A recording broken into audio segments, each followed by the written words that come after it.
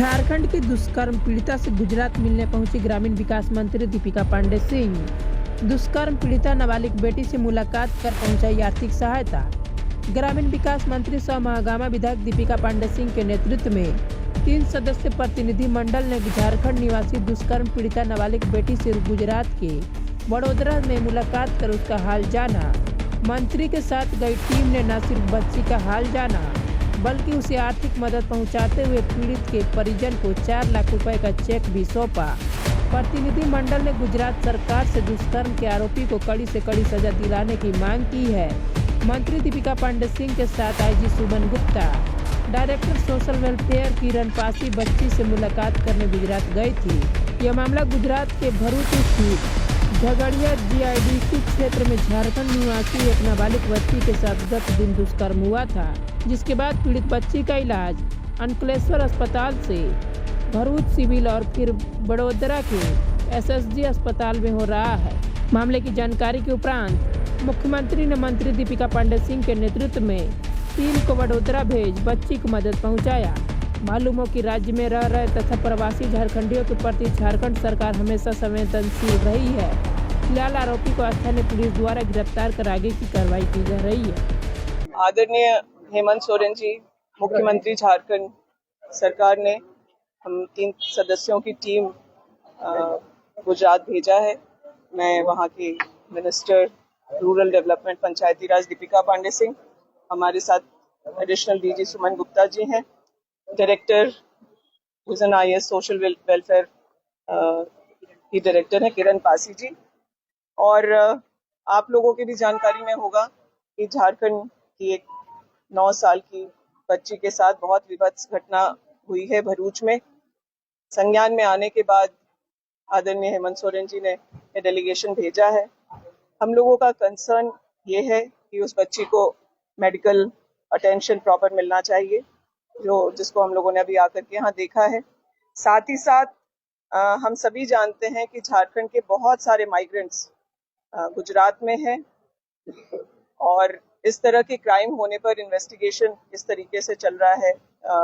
इस तरह की सिचुएशन में ये तो एक एक्सट्रीम केस था, लेकिन अन्य भी जो छोटी बड़ी क्राइम की घटनाएं होती रहती हैं उसमें हमारे यहाँ से आए लोगों को क्या असिस्टेंस मिल रहा है। साथ ही साथ हम लोगों की यह भी चिंता है कि जो बस्तियां हैं यहाँ पर जो माइग्रेंट्स के हैं वो लोग किस कंडीशन में रह रहे हैं, क्या हाइजीनिक सिचुएशन है, सेफ्टी सिक्योरिटी की बात है, और जो कंपनी उन लोगों को यहाँ लेकर के आती है लोकल कॉन्ट्रैक्टर्स के माध्यम से, वो उनके वेलफेयर की चीजों को कहाँ देख रहे हैं। जिस परिवार के साथ ये घटना हुई है उस परिवार में 4 बच्चे हैं और पति पत्नी दोनों काम करते हैं, और जिन्होंने इस घटना को अंजाम दिया है वो भी उसी बस्ती में रहने वाले हैं।